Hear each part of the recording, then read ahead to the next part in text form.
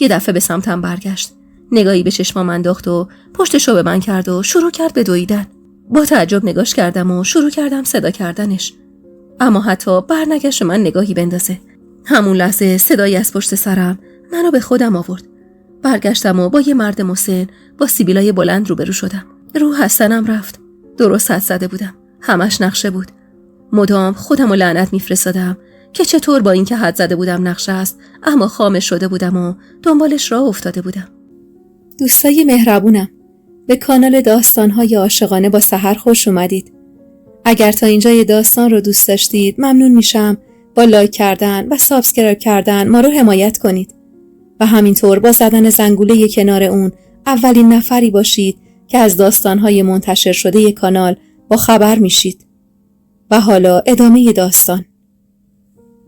با ترس شروع کردم به عقب رفتن. ترسیده بودم. این مرد 2 برابر من هیکل داشت. مطمئن بودم هیچ جوره حریفش نمیشم. سعی کردم خودمو نبازم و گفتم تو کی هستی؟ صادق خان کجاست؟ لبخند چندشی زد و گفت چیه موش کوچولو؟ تو رو میگن جفتک میندازی سر خاله من؟ گفتم خالت کیه؟ میدونی من کیم؟ من عروس صادق خانم. دستت به هم بخوره خودتو بدبخت کردی. قهقهی زد و گفت صادق خان خره کیه؟ دوستای مهربونم، به کانال داستان‌های عاشقانه با سحر خوش اومدید. اگر تا اینجای داستان رو دوست داشتید ممنون میشم با لایک کردن و سابسکرایب کردن ما رو حمایت کنید و همینطور با زدن زنگوله کنار اون اولین نفری باشید که از داستان‌های منتشر شده کانال با خبر میشید. و حالا ادامه داستان. اونم به وقتش جواب دستی که رو خالم بلند کرده رو میده. نترس. پس فامیل فاطمه خانوم بود. برگشتم و هرچی توان در بدن داشتم به کار گرفتم و شروع کردم به دویدن. قلبم تون توی سینم میکوبید. اشکم در اومده بود. صدای پاهاشو پشت سرم میشنیدم. اما جرئت نداشتم حتی یه لحظه برگردم و پشت سرم رو نگاه کنم. دعا میکردم شده حتی یه نور کوچیک ببینم تا بهش پناه ببرم. اما همه جا رو سیاهی گرفته بود و فقط صدای جیرجیرکا بود که می اومد. خدا و بنده هاشو التماس می کردم که یه راه نجاتی پیش روم بذارن. که ناگهان زیر پام خالی شد و خوردم زمین. اما به ثانیه نکشید که بلند شدم و شروع کردم به دویدن. مدام فریاد می زدم تا شاید کسی صدامو بشنوه. هر کسی که به ذهنم می اومد و قسم می دادم تا حتی شده یه غریبه رو این وقت شب توی کوه ببینم. همون جور که می دویدم یه آن احساس کردم توی هوا بلند شدم. به هم رسیده بود و بغلم کرده بود. نفس میزد و نمیتونست حرف بزنه. با زبونی که به زور توی دهنم میچرخید گفتم تو رو خدا آقا، جان عزیزتون قسمتون میدم، التماستون میکنم، تو رو خدا منو بذارید برم. به خدا من کاری نکردم. همینجور که داشتم حرف میزدم و التماسش میکردم با پشت دست محکم کوبی توی دهنم و گفت ساکت شو ضعیفه تا نزدم له و لوردت کنم. بعدش منو روی زمین گذاشت و دستمو گرفت و نشست روی سنگ. هرچی زور میزدم دستمو از دستش بیرون بیارم بیفایده بود. تمام تنم میلرزید. فکم از ترس محکم به هم کوبیده میشد. با ضربه‌ای که بهم زده بود و روی زمین کوبونده بودم از کمر به پایین بدنم سر شده بود و گزگز میکرد. بی صدا اشک میریختم و توی دلم به خدا التماس میکردم که دیگه درد تجاوز رو به دردای دیگم اضافه نکنه. به پدرم میگفتم از خدا برام کمک بخواد. به یاد چشمای مظلوم بیبی افتاده بودم و به اونم رو میزدم تا اون کمکم کنه. سردم بود و میلرزیدم. اونقدر حالم بد شد که احساس کردم هر آن ممکنه از هوش برم. اما با صدای فریاد آشنایی جون به تنم برگشت. انگار معجزه بود. شاید خواب میدیدم، اما نه، خواب نبودم. برگشتم به سمت صدا و اون مردم سراسیمه سر پا ایستاد. زهرا چادرش و دورش پیچیده بود و توی خارا با دمپایی میدوید و اسممو فریاد میزد. خواهرزاده فاطمه دستمو ول کرد و شروع کرد به فرار کردن. عارف زودتر از زهرا به هم رسید. جلوم نشست و شونه‌هامو گرفت و گفت اسرا خانم خوبین؟ کاریتون کرده؟ نمیتونستم حرف بزنم. با گریه سرم رو به بالا تکون دادم. یه نفس راحت کشید و بلند شد و رفت دنبال اون آشغال.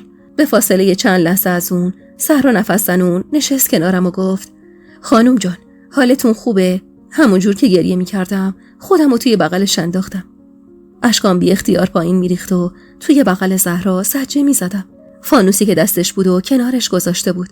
یا آن نگاه هم به پاهاش افتاد. همه زخم شده بودن و توی پاهاش پر از خار بود.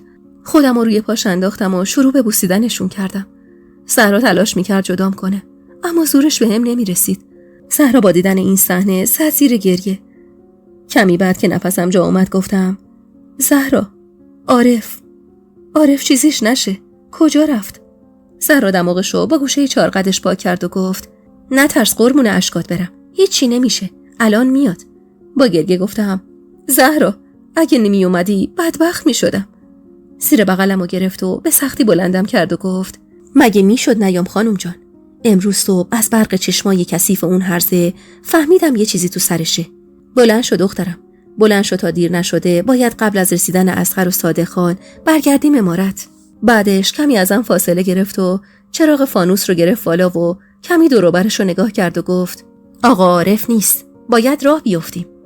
گفتم: تا عارف نیاد جایی نمیرم زهرا. برگشت سمتم و گفت: اسرا جان، لج نکن، دیر میشه به خدا. گفتم: بذار دیر شه، بذار هر چیزی میخواد بشه، اون منو نجات داد، شاید کمک بخواد، این انصاف نیست اینجا ولش کنی. زهرا که دید هیچ جوره نمیتونه منو قانع کنه گفت: باشه، اما فقط چند دقیقه میتونیم بمونیم.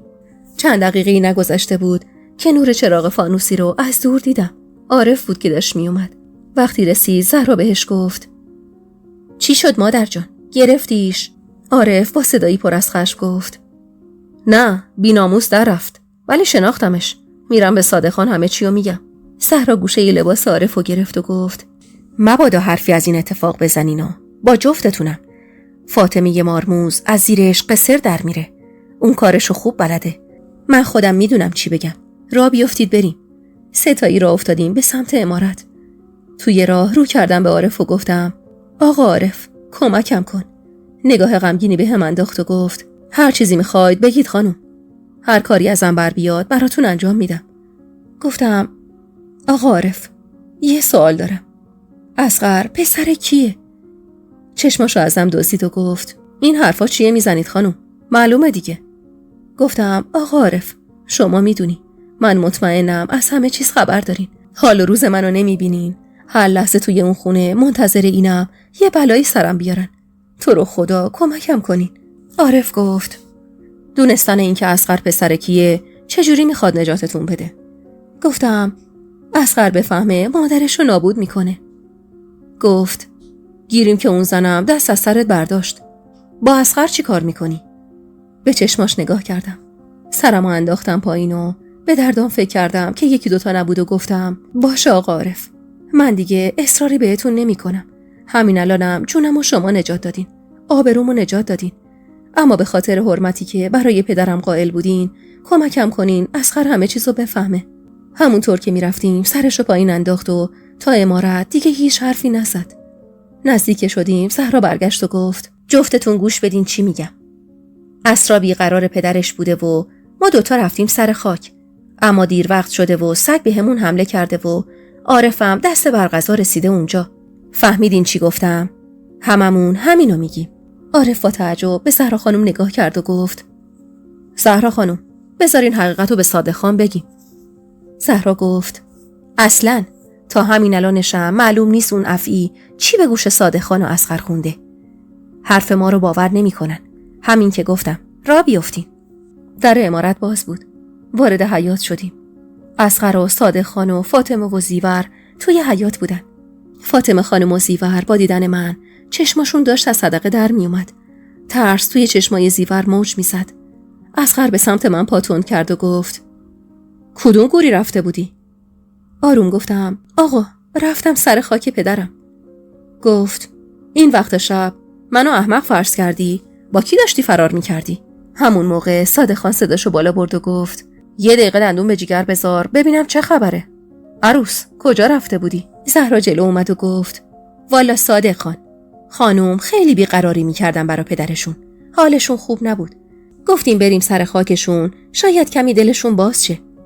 دیگه نشستیم به درد و دل و نفهمیدیم که هوا تاریک شد. والا اومدیم بیایم، سگ دنبالمون کرد.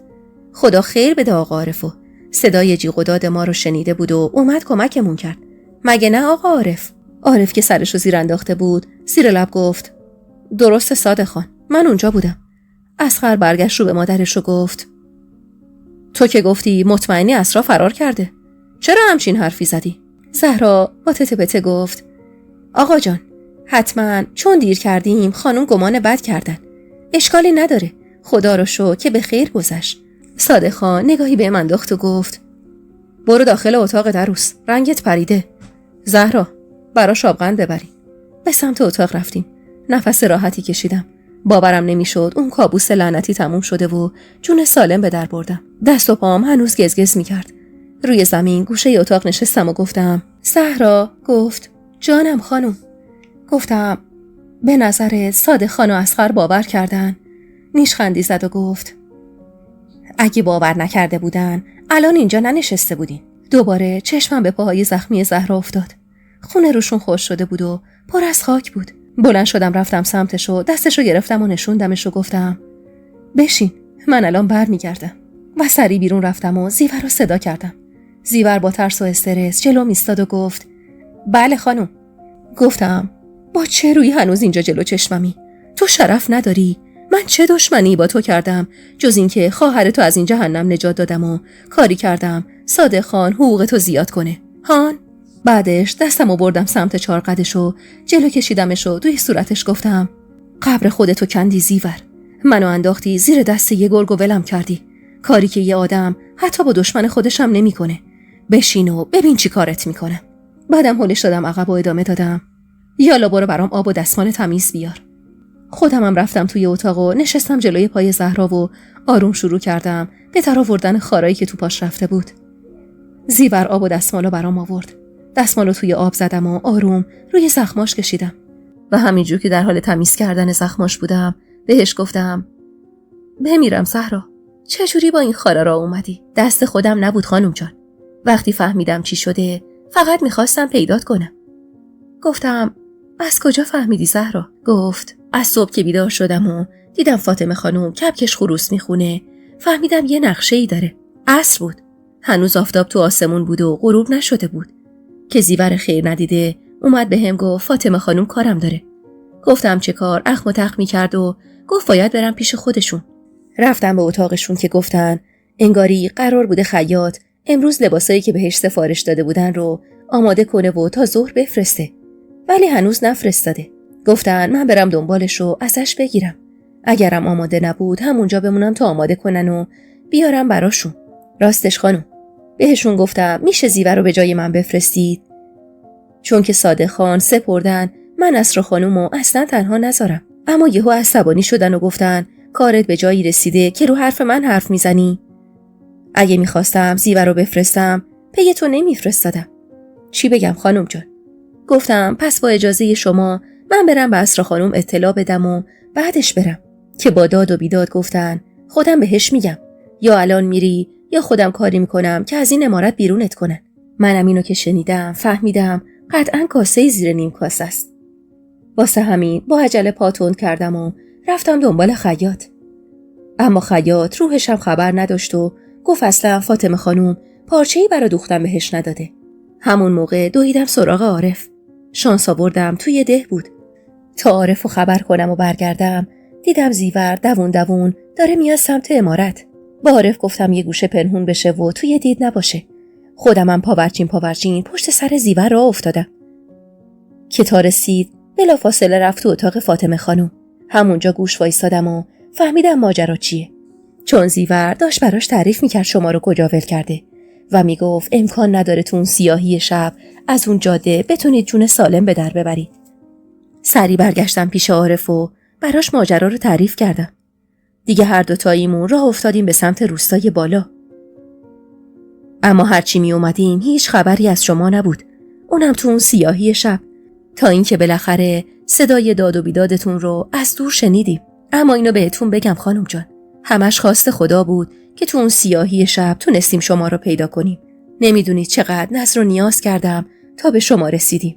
والا فکر نمی کردم اینجور نقشه‌ای تو سرشون باشه.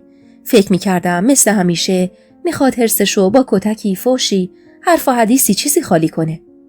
تو تموم مدتی که زهرا داشت اینا رو برام تعریف میکرد، همونجور که پاهاشو تمیز میکردم داشتم اشک میریختم، بی صدا و آروم.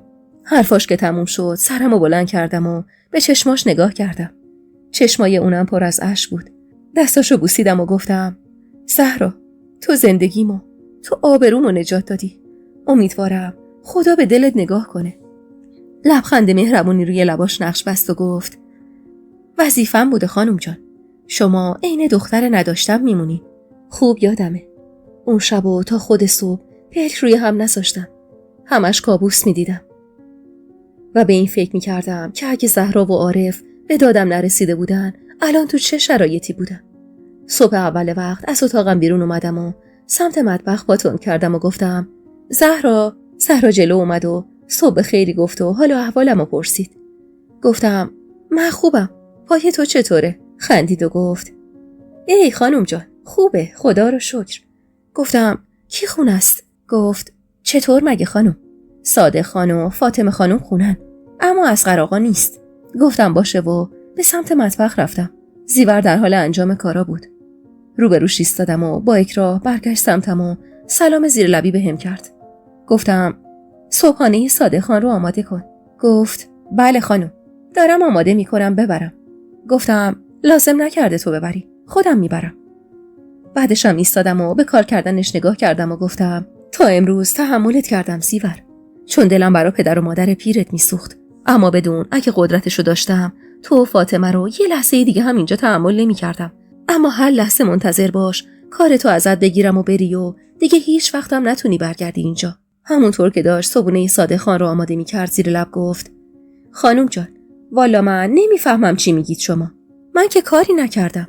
بعدشم سینی صبحانه رو جلوم گذاشت و رفت و کناری ایستاد و خودشو به کاری مشغول کرد. این حجم از وقاحت و دروغگویی واقعا برام قابل هضم نبود. سینی رو برداشتم و رفتم سمت اتاق فاطمه خانم. در زدم و وقتی اجازه داد وارد شدم و سینی رو جلوی روش گذاشتم. با اخ نگاهم کرد و گفت این وقت صبح اینجا چی کار میکنی؟ این چیه؟ گفتم این صبحانه صادق خانه. گفت خودم چش دارم میدونم چیه. میگم اینجا چی کار میکنه؟ گفتم زیور با من دشمنه، نه به خاطر اینکه به تو وفاداره، به خاطر اینکه صادق خان منو دوست داره. ما تو مبهوت نگاه میکرد و معلوم بود از حرفام چیزی سر در نمیاره. ادامه دادم اون روزی که بهتون گفتم حواستون به زیور باشه حرف منو جدی نگرفتین. کارش به جایی رسیده که تو غذای صادق خان دعا میریزه. البته نمیدونم به دستور توئه یا نه، اما لازم بود بدونی، چون من تو رو تحمل کنم اون آشغالو نمیتونم. و قبل از اینکه بتونه سوالی بپرسه سینی رو برداشتم و از اتاق خارج شدم. از اون روز به بعد فاطمه مثل مرغ سرکنده مدام به زیور گیر میداد و دور و برش میپلکید. میگن آدمی که خودش کثیفه بقیه رو هم مثل خودش میبینه. بعضی وقتا کار به جایی میرسید که زیور رو به باد کتک میگرفت و دستور داده بود حق نداره تو مطبخ کار کنه. اینطوری خیال منم راحت‌تر شده بود، چون فقط زهرا توی مطبخ کار میکرد و دیگه از دعا و جادو خبری نبود. هرچند من قبلا به دعا و جادو هیچ اعتقادی نداشتم، اما فاطمه اونقدر بلا به سرم آورده بود که کم کم داشتم این چیزا رو باور میکردم. فاطمه دیگه حمایت کسی رو نداشت و منم کمی آرامش داشتم و از ترس و اضطرابم کم شده بود، تا اینکه یه روز نشسته بودم توی مطبخ کنار زهرا و همون جور که حرف میزدیم از بوی غذا حالم به هم خورد و بالا آوردم. حالم که کمی جا اومد زهرا خانم کمک کرد و رفتیم به اتاقم. زهرا با بهت بهم خیره شده بود. سری گفتم چیزی نیست، دلم هم خورد، شاید غذاها رو قرائتی خوردم واسه همین اینجوری شدم.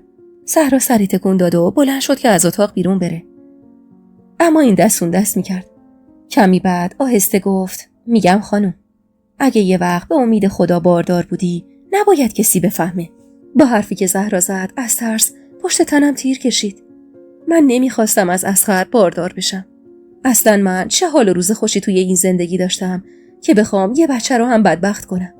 ناباور سرمو تکون دادم و گفتم نه زهرا، من باردار نیستم. اما خودم هم خوب میدونستم چه خبره. وقتی توی چند روز حالتام تکرار شد، زهرا دست به کار شد و مخفیانه منو پیش قابله برد. اونم بعد از معاینه منو مطمئن کرد که باردارم و با کمک زهرا تمام تلاشمو میکردم که کسی بویی نبره. وارد ماه 4 بارداریم شده بودم و دیگه شکمم کم کم داشت بالا می اومد. اما با لباسام سعی می‌کردم بپوشونمش. هرچند بعضی وقتا نگاه‌های خیره فاطمه خانم رو خوب روی خودم حس می‌کردم، اما با بهونه چاق شدن از سرم بازش می‌کردم.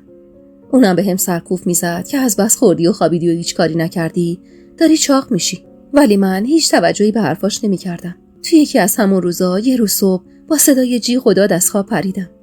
با عجله خودم رسوندم توی حیاط و دیدم زیور داره زیر دست و پای فاطمه سجه میزنه. فاطمه هم تا میخورد کتکش میزد و میگفت بغل گوش من داری شوهرمو خام میکنی زنی که یه هرزه.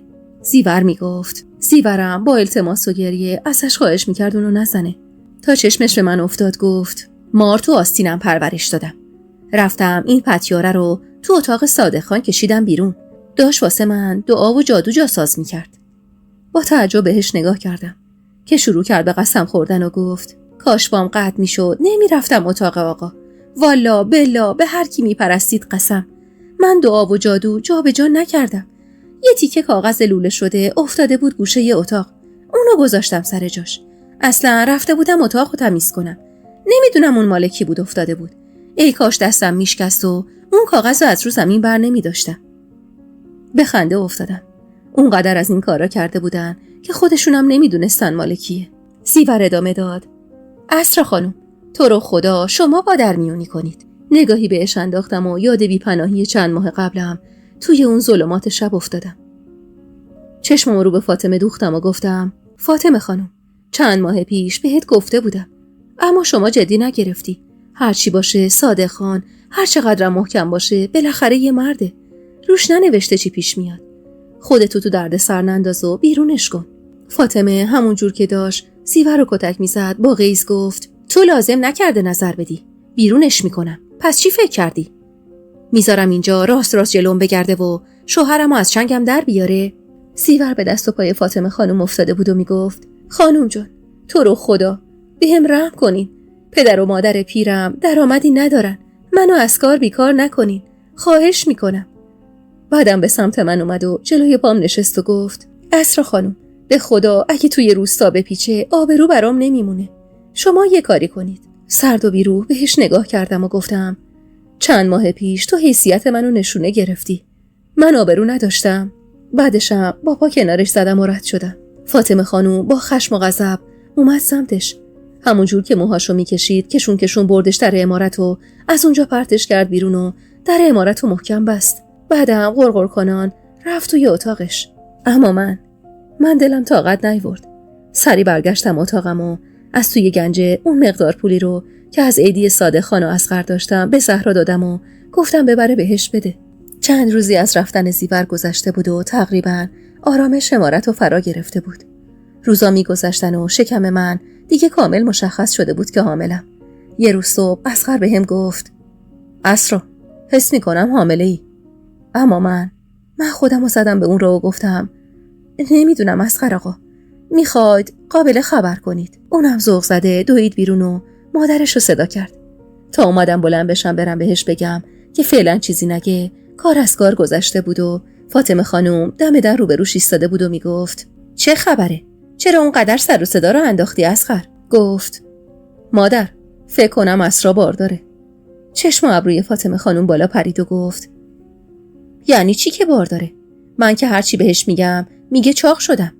لابد میخواد خود شیرینی کنه. اما اصغر با ذوق ادامه داد نه مادر من مطمئنم. تا عصری قابل خبر کن بیاد ببینه. فاطمه خانم مثل اسفند رو آتیش شده بود. حتی احساس میکردم از شدت عصبانیت پلکش میپره. اصغر که رفت رو کرده من و گفت وای به حالت اگه حامله باشی. هرچند حامله ای اما از من قایم میکردی طول سگت رو. نگاه کن منو ببین. من نمیذارم آب خوش از گلوت پایین بره. دختر تو چرا اینقدر بی‌آر و دردی؟ نمیخوایمت. میفهمی؟ من دلم یه عروس دیگه میخواد. چرا اونقدر خودتو به نفهمی زدی؟ خشم تموم وجودمو گرفته بود. با حرص گفتم آخی نیست که من عاشق شما پسرتو راضی کن. من میرم و پشت سرم هم نگاه نمی کنم. بعدم همون جور که احساس میکردم زیر دلم درد گرفته برگشتم به اتاق. اضطراب بدی به جونم افتاده بود. مدام طول عرض اتاق و راه میرفتم که یه دفعه فکری به ذهنم رسید. از اتاق بیرون رفتم و پا تند کردم سمت اتاق صادق خان. به اونجا که رسیدم نفس عمیقی کشیدم و در زدم. دیگه دلم نمیخواست بچه‌مو از دست بدم. درست زمان زیادی نگذشته بود، اما بهش وابسته شده بودم و تنها امیدم توی این روزا همون بچه بود. با اجازه صادق خان وارد اتاق شدم. سلام و احوالپرسی کردیم و با اشاره صادق خان گوشه اتاق نشستم که پرسید حالت خوبه عروس؟ گفتم خوبم صادق خان، اما اومدم و یه خواهشی ازتون دارم.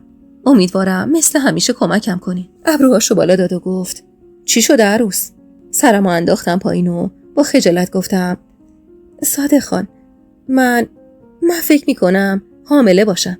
لباش به خنده باز شد و وقتی سرمو بالا گرفتم برق شادی و تو چشماش دیدم که گفت مبارک عروس، بالاخره نمردیم و بین این همه مصیبت و خبر بد یه خبر خوبم به ما رسید.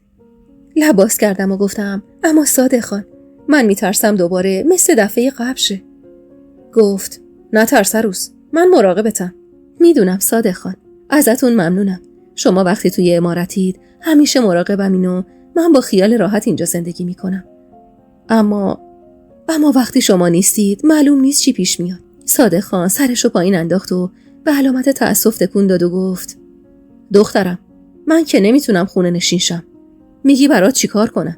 گفتم میدونم شما نمیتونید خونه نشین بشید، اما خونه پدرم خالیه.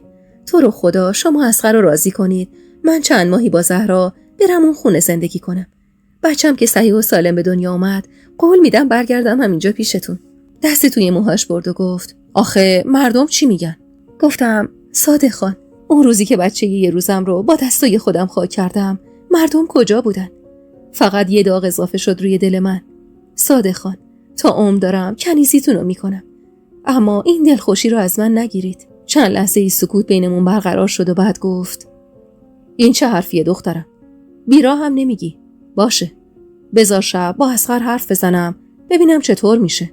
همین که صادق خان قبول کرده بود با اصغر صحبت کنه یعنی موافق بود و این روزنه امیدی رو توی دلم روشن کرده بود و تا عصر از اتاقم بیرون نیومدم که فاطمه خانوم خبر فرستاد قابله اومده. قابله منو معاینه کرد و رو به فاطمه خانوم گفت خانوم جان، شیرینی منو بده که عروست بارداره، چشمتون روشن. اما فاطمه خانوم بدون توجه به قابله نگاه نفرت انگیزی بهم کرد و از اتاق بیرون رفت. قابله بیچاره دهنش از این رفتار فاطمه خانوم باز مونده بود. اون روز تا شب از اضطراب با زهرا یه لحظه هم قرار نگرفتیم و مدام دلشوره داشتیم. حتی از فکر اینکه یه روز تو خونه خودمون بدون فاطمه باشم احساس آزادی می‌کردم و دعا می‌کردم اصغر مخالفت نکنه. تا اینکه سر سفره شام بالاخره صادق خان رو به اصغر کرد و گفت اصغر، در نظر گرفتم یه مدت با اسرا برید خونه پدری اسرا. اصغر لقمه تو دهنش گیر کرد و فاطمه خانوم با تعجب زل زد به دهن صادق خان. چرا پدر؟ مگه اینجا زیادیم؟ صادق خان چینی به ابروش داد و گفت این حرف دیگه از کجا در اومد؟ من گفتم کسی اینجا زیادیه؟ نه خیر، اسرا بارداره، براش بهتره توی آرامش باشه. نمیخوام خاطره تلخ سری قبل تکرار شه. فاطمه خانوم خودشو به موش مردگی زد و گفت دست درد نکنه صادق خان، حالا به من طعنه میزنی؟ والا بلا سری قبلم من تقصیری نداشتم. الانشم خدا شاهده که خوشحالم. کی بدش میاد پسرش بچه دارشه که من بدم بیاد؟ اصلا خودم هواشو دارم و نمیذارم کمر خم کنه این بار. شما خیالت راحت. دهنم از این همه وقاحت فاطمه خانوم باز مونده بود که صادق خان گفت لازم نکرده، همین که گفتم. اصغر، این چند ماه رو دست زن تو میگیری و میری اونجا. زهرا هم همراهتون میفرستم. بعد از به دنیا آمدن بچت برمیگردی. اصغر نگاهی به صادق خان کرد و گفت والا چی بگم؟ حالا که شما اینطور میخواین باشه، حرفی نیست. فردا میفرستم یکی یه دستی به سر و روی خونه بکشه، بعدش میریم اونجا. صادق خان بعد از خوردن شام از اتاق بیرون رفت. همون موقع فاطمه خانوم رو کرد به اصغر و گفت دست درد نکنه پسرم، خوب داری مزد زحمتمو میدی. به همین نمک قسم پاتو از این خونه بیرون گذاشتی جوری نفرینت میکنم که تا عمر داری از زمین پا نشی. من که دیگه حوصله صحبتای اونا رو نداشتم، از جام بلند شدم و رفتم. نمیدونم اصغر چی بهش گفت و چی کار کردن، اما هر چی که بود اصغر نمیتونست روی حرف صادق خان حرفی بزنه. فردای اون روز وسایلم رو با خوشحالی توی بخچه پیچیده بودم و با زهرا منتظر بودیم اصغر بیاد و بریم. اگه بگم من و زهرا از خوشحالی بال در آورده بودیم دروغ نگفتم. توی اتاق نشسته بودیم که فاطمه خانوم با لگد در رو باز کرد و رو کرد به زهرا و گفت خیلی شادی داری میری؟ آره. بعدم همونطور که فریاد میکشید و میگفت پسرمو ازم گرفتید، پرید روی زهرا و گلوشو گرفت. زهرا زیر دست و پاش داشت خفه میشد. منم زور نداشتم جداش کنم. به هر بدبختی بود زهرا رو جدا کردم و بخشه ها رو برداشتیم و دویدیم توی حیاط. لبه حوض نشسته بودیم و جرئت نمی‌کردم برم برای گلوی زهرا که خشک شده بود از مطبخ آب بیارم. کمی که گذشت اصغر از در اومد تو و گفت چرا اینجا نشستین؟ منم که نمیخواستم دردسر درست کنم آروم گفتم اصغر خان منتظر شما بودیم. بریم دیگه. بذار آبی به دست و روم بزنم بعد میریم. خدا میکردم هیچ اتفاقی نیفته و بتونیم صحیح و سالم از این خونه بیرون بریم. اما اصغر اونقدر لفتش داد تا مادرش اومد روی ایوون و تا چشمش به ما افتاد شروع کرد به جیغ و داد زدن و نفرین کردن من و اصغر و میگفت الهی بری جنازتو از این در برام بیارن اصغر که منو به این دختری پاپتی فروختی. داغ بچت به دلت بمونه. الهی خیر نبینی اسرا. خودت بی پدر و مادر بودی، بچه منم خواستی بی پدر و مادر کنی. پسرمو ازم گرفتی. و مدام نفرین میکرد و حتی گوش نمیداد به حرفای اصغر. آخرم با هزار بدبختی من و زهرا موفق شدیم اصغر رو با خودمون راهی کنیم. حالی که اون لحظه ورودم به خونه پدریم داشتم رو هیچ وقت فراموش نمی‌کنم. قبل از اومدنمون اصغر به دستور صادق خان یکی رو آورده بود تا خونه رو آب و جارو کنه. کل حیاط آب و جارو شده بود و بوی خاک نم گرفته به مشاممون می‌خورد. با ورودم به اون خونه انگار یه سطل آب یخ روی داغ دلم ریخت و تمام وجودم و آرامش فرا گرفته بود. اصغر وقتی ما رو رسوند و وسایلمون رو گذاشتیم توی اتاق خودش راهی شد و رفت. اولین کاری که کردم سراغ صندوقچه لباسای پدرم و بیبی رفتم. لباسا رو دونه دونه در آوردم. بو کشیدم و بوسیدم و اشک ریختم. باهاشون حرف زدم. گفتم کمکم کنن یه دلخوشی برام بمونه و بلایی سر بچم نیاد. زهرا خانم اومد کنارم نشست. دستی رو سرم کشید و گفت خانم جان بس دیگه. اون بچه میفهمه شما دلاشوبی و حالش بد میشه. گفتم زهرا به خدا خیلی دلتنگشونم. به نظره چی کار کنم که برای همیشه اینجا موندگار شم؟ من دیگه نمیخوام برگردم به اون جهنم. زهرا دستامو توی دستش گرفته بود و میگفت یه کاریش میکنیم خانم جان. خدا بزرگه. الان باید به فکر بچه‌ای توی شکمتون باشین. اون روزا بهترین روزای زندگیم بود. چون توی اون خونه آرامش داشتم و ترس این که کسی بلایی سر بچم بیاره نبود. چند ماه باقی مونده مثل برق و باد میگذشت و من زندگی پر از آرامشم رو تجربه میکردم. یه روز ظهر با زهرا نشسته بودیم توی اتاق و اون از سختی‌ها و خاطره‌های زندگیش برام تعریف میکرد. منم به خاطر بدبختیاش ریز ریز گریه میکردم. اونم سرگذشت تلخی مثل من داشت. فقط فرقش این بود که اصغر بالای سرش نبود. همونجور که تعریف میکردیم درد بدی زیر دلم پیچید و با صدای بلندی آخ گفتم. زهرا گفت چی شده خانم جان؟ لبخندی زدم و گفتم فکر کنم لگد زد. اما دوباره درد وحشتناکی پیچید زیر دلم و این دفعه جیغ کشیدم. خانم جان مطمئنی لگده؟ با حال بدی گفتم نمیدونم زهرا. که دوباره درد اومد سراغم و شروع کردم به جیغ زدن. زهرا سراسیمه بلند شد و گفت خانم جان فکر کنم وقتشه. من میرم دنبال قابله. و منتظر جواب من نموند و پا تند کرد به سمت بیرون. درد بدی داشتم و صدای جیغ و دادم توی کل خونه پیچیده بود. برای دومین بار حسرت نبود بیبی و بیمادری رو میخوردم و میگفتم کاش کنارم بودن. چند دقیقه گذشته بود که زهرا و قابله برگشتن. در حد مرگ درد میکشیدم و بچه به دنیا نمیومد. هرچی قابله میگفت انجام میدادم. اما احساس میکردم میمیرم و بچه‌مو نمیبینم. زهرا مدام با هم حرف میزد و میگفت زور بزن دخترم. زور بزن. الان تموم میشه. با صدایی که انگار از ته چادر میومد رو به زهرا گفتم اگه من مثل مادرم مردم تو رو به هر کسی میپرستی بچه‌مو بردار و فرار کن. تو رو به قرآن قسم نذار زیر دست فاطمه و اصغر مثل خودم بدبخت شه. زهرا همونجور که با گوشه چارقدش اشک چشمشو پاک میکرد میگفت نزن این حرفا رو دورت بگردم. ایشالله خودت به سلامت میمونی بالای سر بچت و خودت بزرگش میکنی. بعد از تحمل 2-3 ساعت درد شدید و زور زدن، یه دفعه یه چیزی از شکمم خالی شد و صدای گریه بچم توی اتاق پیچید. بچه من به دنیا اومد. اونم کجا؟ توی خونه پدرم، جایی که خودم به دنیا اومده بودم. 2-3 ساعتی از زایمانم گذشته بود که بالاخره سر و کله اصغر پیدا شد و از دیدن پسرمون خیلی خوشحال شد و بادمش گردو میشکست که پسردار شده. زهرا خبر فرستاده بود به امارت که بچه اصغر به دنیا اومده. صادق خان اومد دیدنمون. بچه رو بغل کرد و پیشونیشو میبوسید که اصغر گفت پس مادرم چرا نیومد؟ صادق خان گفت اخلاق اونو که میشناسی، دلخوره. اینو ولش کن. اسمشو چی گذاشتید؟ آروم گفتم هنوز اسمی براش انتخاب نکردیم. اصغر گفت من بهش فکر کردم. اسمشو میذاریم احمد. قیافم تو هم رفت چون دلم نمیخواست اسمش احمد باشه. صادق خان انگاری متوجه شد که من از این اسم خوشم نمیاد و گفت نه احمد نذارید. امید خوب نیست. عروس تو چی میگی؟ با ترس گفتم والا من بهش فکر نکردم، اما امیدم اسم قشنگیه. صادق خان سری تکون داد و گفت آره قشنگه. تو چی میگی اصغر؟ اصغر با خوشحالی گفت آره امید صداش میکنیم، خیلی اسم قشنگیه. خیالم راحت شد که حداقل اسم بچم اونجوری بود که خوشم میومد و خدا رو شکر میکردم که فاطمه نیومد، وگرنه هر جور میشد نمیذاشت. صادق خان توی گوش پسرمون اذان گفت و بعدم رو به اصغر کرد و گفت یه روز دست این طفل معصوم و زن تو بگیر و بیا از دل مادر در بیار. هرچیه مادرته. اصغر با خوشحالی گفت آره پدر، همین امروز فردا برمیگردیم امارت. گوشم از شنیدن حرفش داغ کرد و تمام تنم گر گرفت. من تازه به آرامش رسیده بودم، نباید جایی میرفتم که صادق خان گفت نه اصغر نیازی نیست فعلا برگردی. 1-2 ماه صبر کن بچت شیر به جونش بشینه بعد برگرد.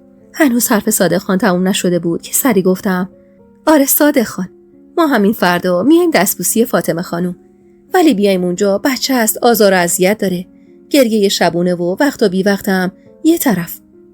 آسی میکنیم همه رو، یکم پا بگیره ما برمیگردیم. بالاخره همه راضی شدن که 1-2 ماه دیگه توی همون خونه سر کنیم. بعد از رفتن صادق خان زهرا سری اومد کنارم نشست و در گوشم گفت خانم جان منم رفتم باهاشون حرف زدم. با تعجب نگاش کردم و گفتم چی؟ با کی حرف زدی؟ گفت میگم من با صادق خان حرف زدم، گفتم نرید بهتره. بهش گفتم فاطمه خانم کم طاقته، این بچه هم سر و صدا کنه خلقش تنگ میشه، مثل اصغر و پری میگیره به باد کتک. بعدم به هم نزدیکتر شد و گفت راستی اسم پری رو آوردم. صادق خان آه بدی کشید و گفت اون بدبخت از هیچ جا شانس نداشته. گفتم یعنی چی؟ زهرا گفت والا چی بگم خانم جان، چند وقتی بود تو در همسایه میشنیدم که این دختره رو کردن کلفت خودشون، شب تا صبح تمیزکاری میکنه و کتک میخوره. فکر میکردم دروغه، تا این که الان صادق خان اینو گفت و فهمیدم حقیقت داره. از شنیدن این حرفا در مورد پری اصلا خوشحال نشدم. اون دختر گناهی نکرده بود که بخواد اینطوری سرش بیاد. هرچی ظلم بود رو فاطمه خانم در حق من کرده بود، اما انگار بدیای مادرش گردن اونو گرفته بود. سعی کردم این افکار رو از خودم دور کنم و رو کردم به زهرا و گفتم زهرا من تو رو نداشتم چی کار میکردم؟ لبخندی گوشه لبش نشوند و گفت ای خانم جان کاری که نکردم، این چه حرفیه میزنید؟ من همش به فکر بعدشم، تا این بچه را نیفتاده نباید بریم تو اون خونه. با این حرفای زهرا به فکر فرو رفتم. دنبال راهی بودم برای موندن و نرفتم به امارت.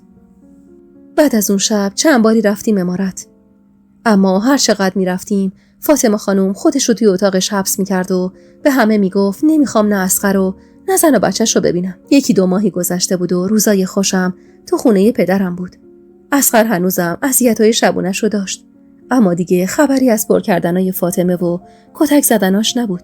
خدا میکردم که فاطمه خانم با همون آشتی نکنه و ما همونجا بمونیم.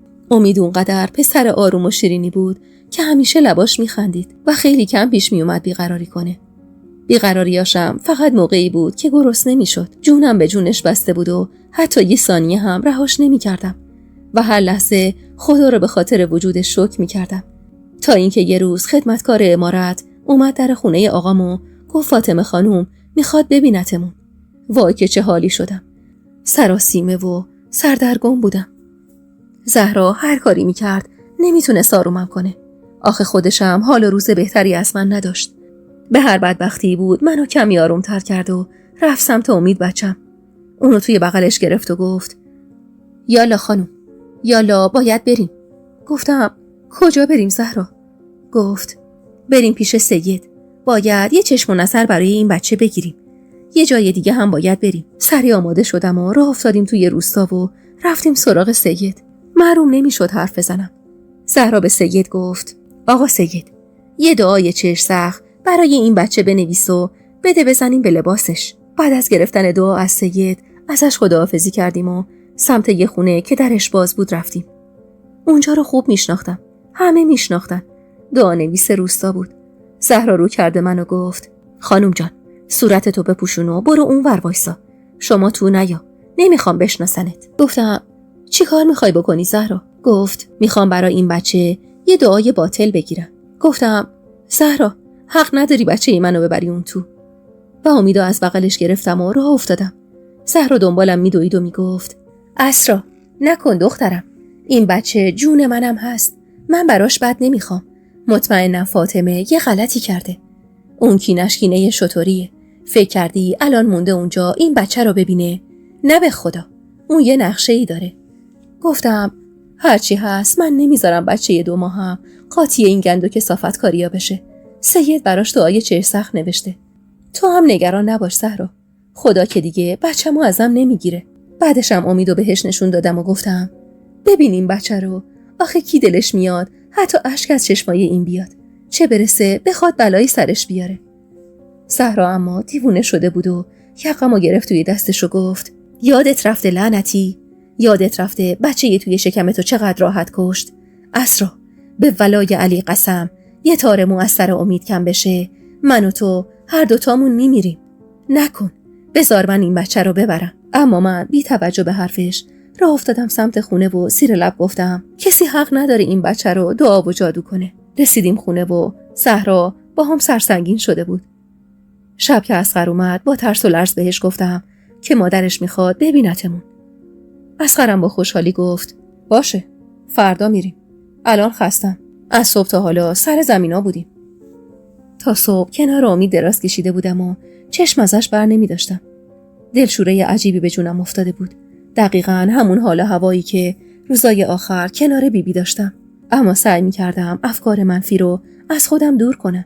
زهرا هنوزم با هم حرف نمی زد. صبح که از خواب بیدار شدم توی مطبخ دیدمش. چشماش سرخ بود. گفتم سلام زهرا، تو هم دیشب نخوابیدی؟ جوابی بهم نداد و مشغول کار شد. گفتم من خودم دلشوره دارم، نکن اینجوری باهام. بالاخره دلش طاقت نیورد و زیر لب گفت حواست به این بچه باشه. تا جایی هم که میتونی نه خودت چیزی بخور نه بذار چیزی بذاره دهن این بچه. بعدم امیدو بوسید و گفت برو دخترم، برو، خدا پشت و پناهتون.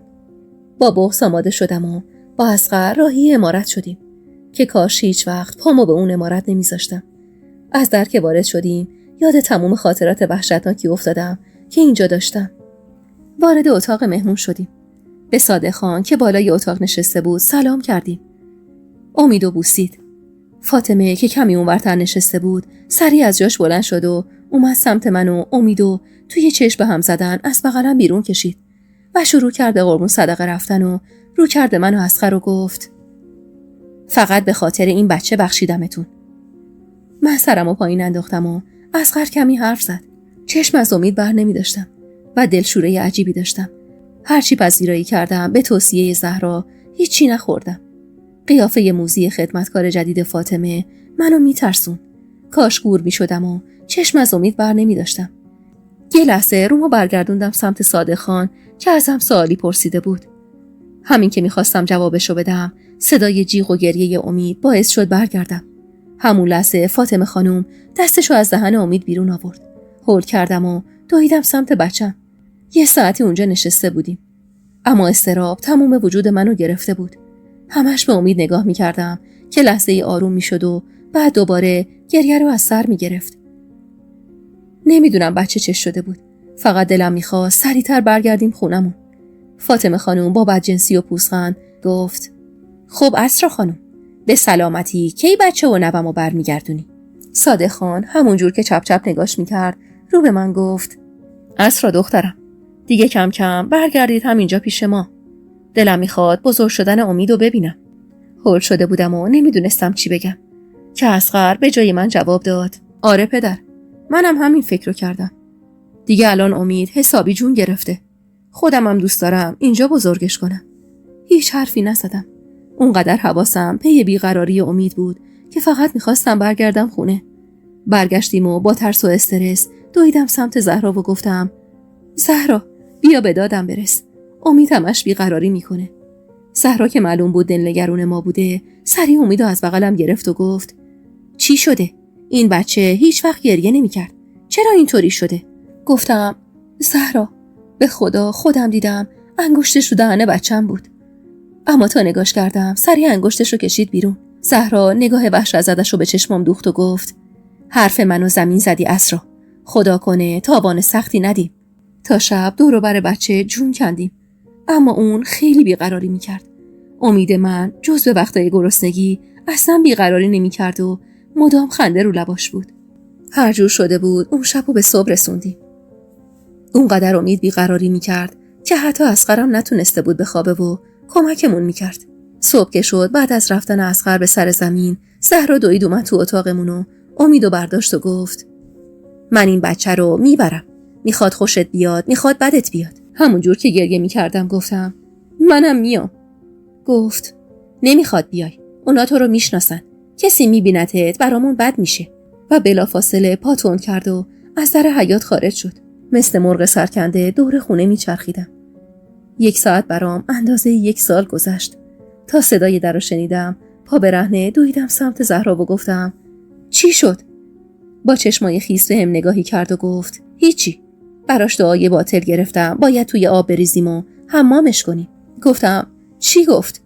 چیزی به بچم خوروندن. زهرا چشماشو ازم دزدید و ادامه داد ای بابا، مگه اون خدایه که همه چیزو بفهمه؟ اصلاً از کجا معلوم چیزی به خوردش داده؟ شاید از حرص تو نمایش بازی کرده. اما من باور نکردم. میدونستم چشمای خیسش یه دلیلی داره. امید رو با آب دعا حمام کردیم. اون شب کمی آرومتر شده بود. اما هنوزم بیقراری میکرد و دیگه لباش به خنده باز نمیشد. با وجود مخالفتای شدیدم و کتکایی که خورده بودم اما نتونستم اصغر رو راضی کنم. و بعد از 1 هفته برگشتیم به همون جهنم. بیقراری های امید همچنان ادامه داشت. و من حالم از هر وقت دیگه‌ای توی زندگیم بدتر بود. شبا از ترس از دست دادن امید تا صبح بالای سرش بیدار میموندم و صبح میسپردمش به زهرا و 1-2 ساعت میخوابیدم.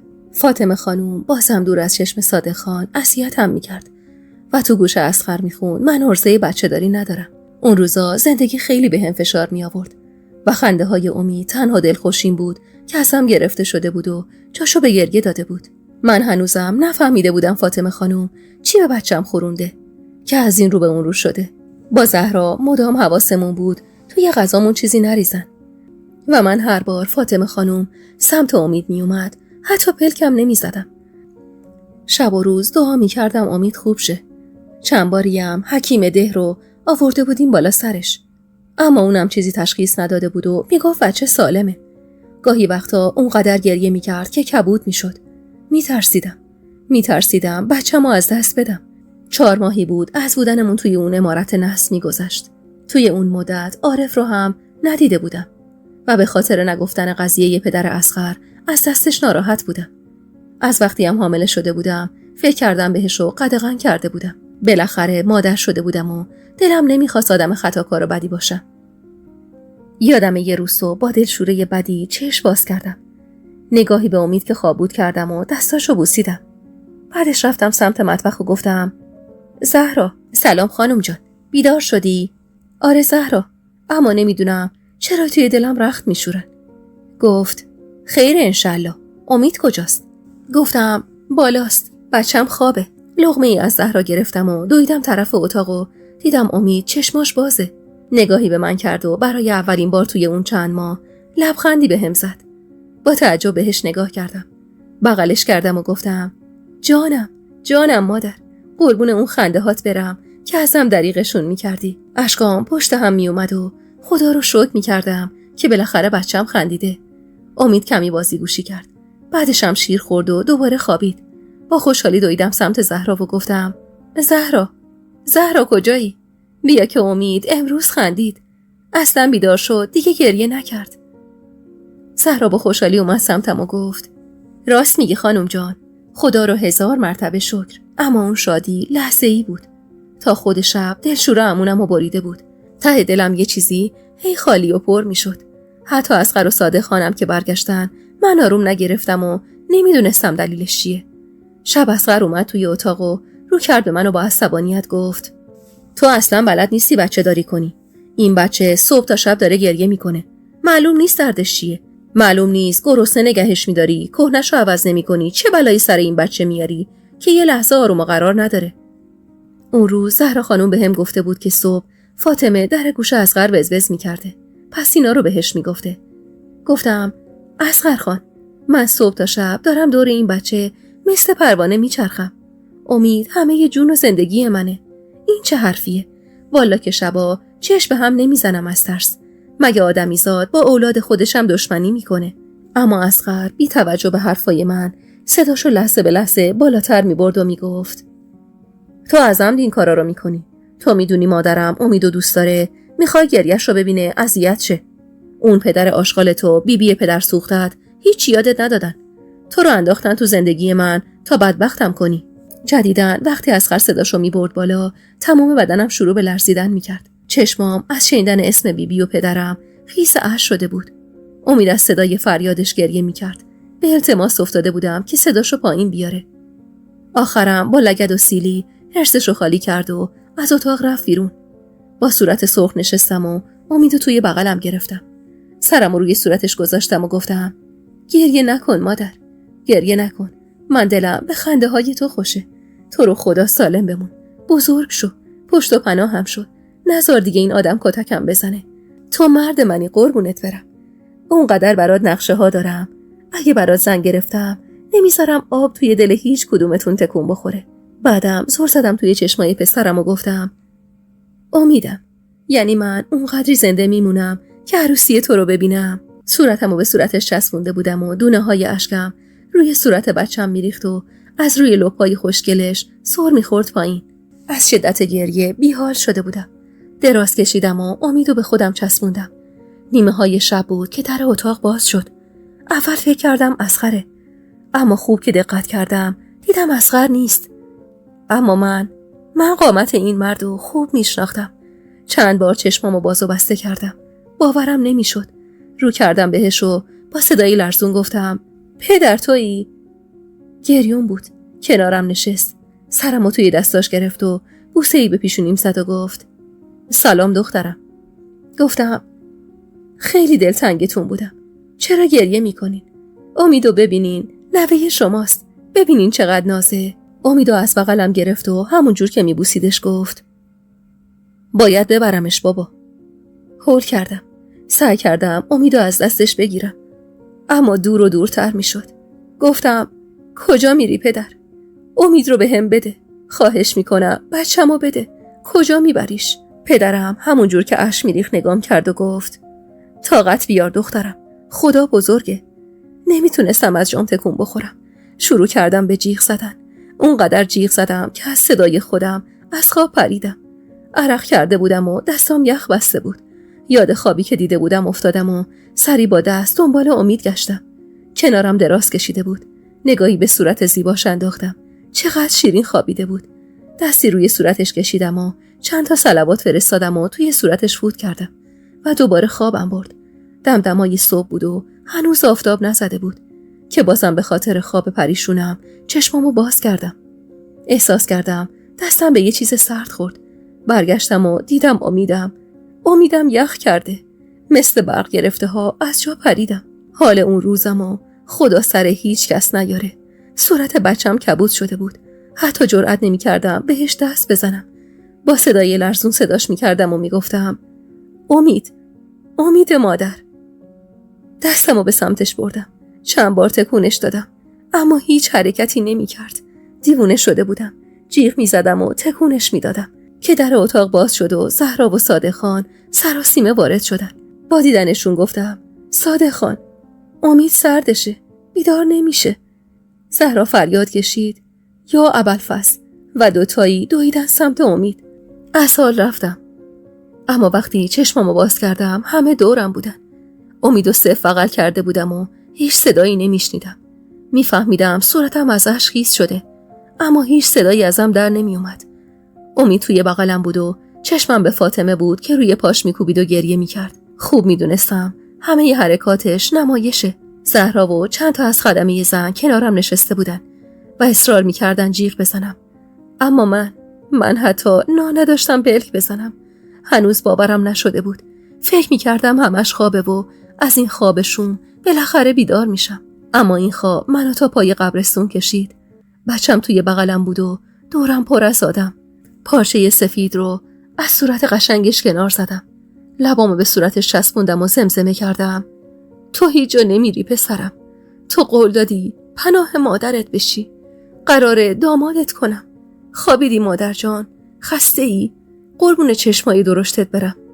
صورتشو میبوسیدم و شروع کردم براش لالایی خوندن.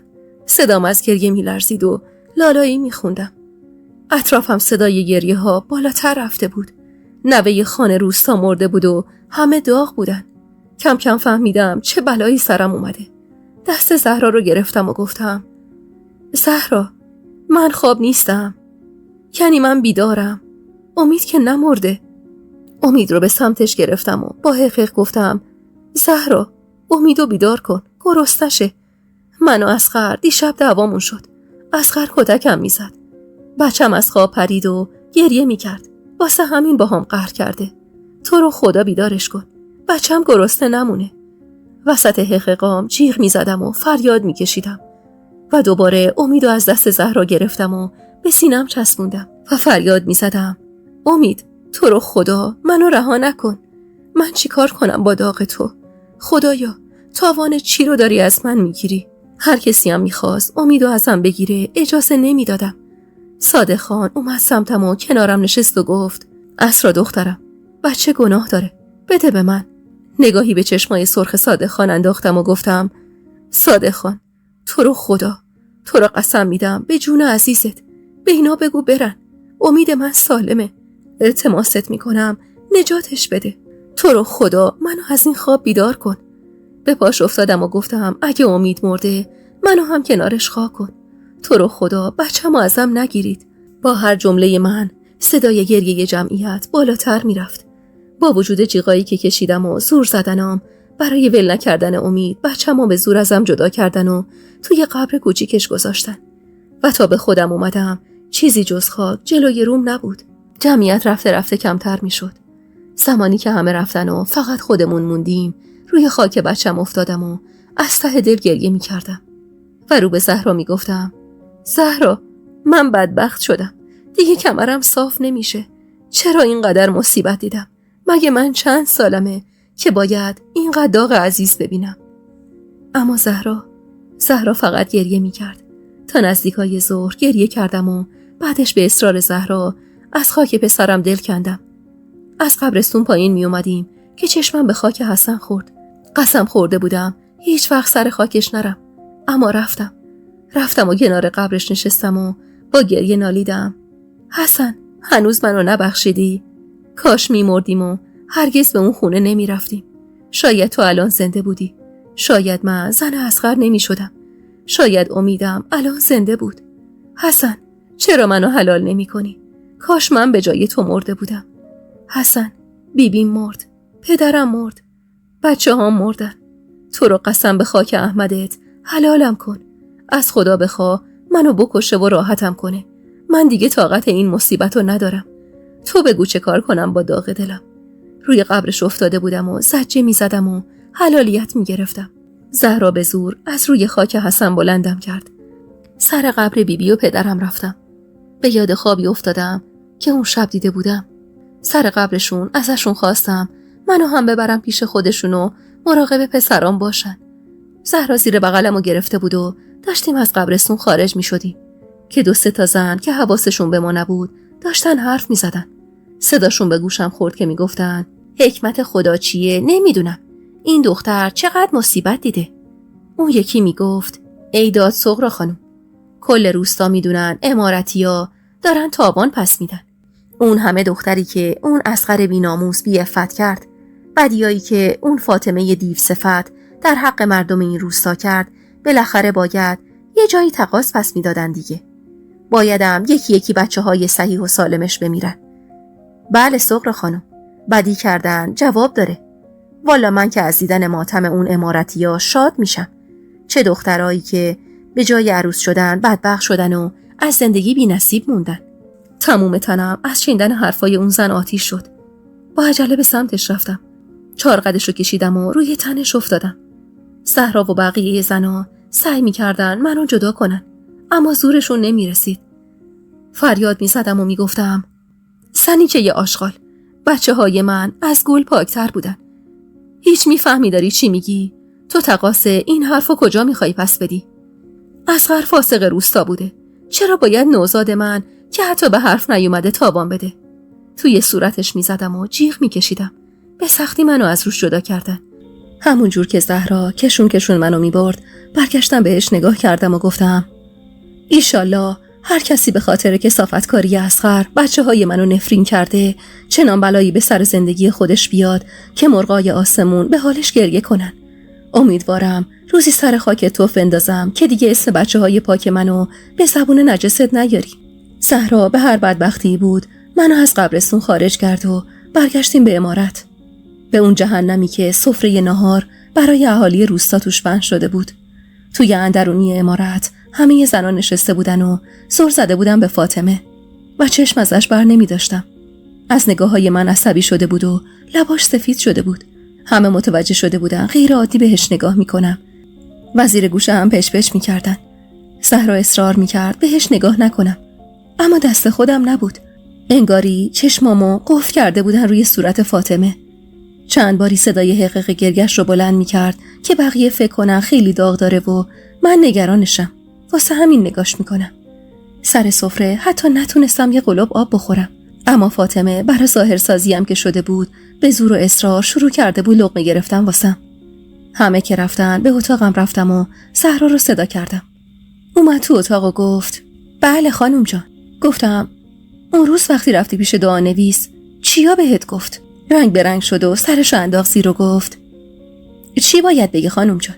همون حرفایی که زده بود. یه دفعه به سمتش خیز برداشتم و 4 خطش رو محکم تو دستم گرفتم و گفتم نمیگی؟ نه، من بچه‌مو خاک کردم زهرا. اونی که خوابوندمش توی خاک چغندر نبود، بچه‌م بود، شیره جونم بود، زندگیم بود، همه امیدم بود، ولی خاکش کردم. میدونم فاطمه یه چیزی به خورده بچه‌م داد، میدونم فاطمه بچه‌مو کشته، اما تو نگفتی. تو به هم نگفتی چه بلایی سر بچه من آورد. اگه اون روز به هم میگفتی دعانویس چی گفته، اگه میدونستم قراره چه مصیبتی سرم بیاد، تا الان 1000 بار فاطمه رو خاک کرده بودم. تا نباشه، تا نبینه، تا نشنوه که امید مرده و رسیده به خواستش. چارقتش رو از دستم رها کردم و هلش دادم عقب و گفتم برو بیرون زهرا، برو، اما یادت باشه به هم نگفتی چی شده. اما بهت قول میدم به فردا نکشیده این عمارت رو به خون میکشم. زهرا سرش رو پایین انداخت و بدون هیچ حرفی رفت بیرون. حالم بد بود، بدترم شده بود. دوست نداشتم با زهرا اینجور رفتار کنم، اما شرایط روحیم اصلا دست خودم نبود و نمیدونستم چی کار میکنم. شروع کردم به قدم زدن توی اتاقم. از نگاه‌های اصغر توی مراسم خاکسپاری فهمیده بودم چیز خوبی در انتظارم نیست. به هر حال شب قبلش کتک خورده بودم که مادر خوبی نیستم و حتما الان اون منو مقصر مرگ امید میدونست. تصمیمم رو گرفته بودم. وقتی خاک روی بچم ریختن با خودم عهد بستم به فردا نکشیده اول فاطمه رو بکشم، بعدم خودم رو راحت کنم. نفس عمیقی کشیدم و آروم رفتم روی ایوون. حیاطو وارسی کردم و وقتی دیدم کسی نیست آروم راه افتادم و از پله‌ها پایین رفتم. هوا رو به غروب میرفت. با هر قدمی که برمی داشتم به یاد امیدم جون می گرفتم. خنده هاش جلوی چشمم بود. گاهی می خندیدم و گاهی گریه می کردم. انگار دیوونه شده بودم. به خودم که اومدم جلوی در خونه ایستاده بودم که روزی فکر می‌کردم بودنم اینجا اوج گناه و ناپاکیه. در زدم. در باز شد و چشمام به چشمای کسی گره خورد که آخرین راه من برای زمین زدن فاطمه بود. به صورتش نگاهی انداختم. این عشق چه دردی بود که بدون حتی کلمه‌ای قلب رو به درد می آورد. چه قدرتی داشت که هر بار توی مشکی چشمای این آدم خیره می شدم انگار کسی قلبمو چنگ می زد و راه نفسمو می بست. همونجور که با تعجب نگام می کرد گفت: اسرا خانم، اینجا چی کار می کنی؟ توان حرف زدن نداشتم. دلم می خواست پر بکشم توی آغوشش و خستگیامو، بیکسیامو، داغای دلمو ببارم. دلم میخواست دستاشو روی سرم بذاره و بگه خوابم، بگه همون روزی که توی کوه منو دید رفتیم یه جای دور، دور از اصغر و دور از فاطمه زندگیمونو شروع کردیم، کنار بیبی، کنار پدرم. و امیدم پسر من از این آدم بود، نه از اون اصغر فاسق. تو همین افکار بودم که گفت: اسرا خانم، حالتون خوبه؟ با شما هستم. میشنوید چی میگم؟ چقدر لاغر شده بود. از اون صورت جذاب مردونه پاره استخون مونده بود و چشمای مشکی که میدونستم هنوزم از دیدن من برق میزنه. چند وقت پیش زهرا بهم گفته بود مادر شریفش نشده براش زن بگیره و دست به کار دعا و سرکتاب شده. اما من به خاطر امیدم، به خاطر مادر شدنم قدغن کرده بودم خوشحالی کردن برای پایبندی عشقم به خودم رو. ولی الان چی داشتم؟ هیچی.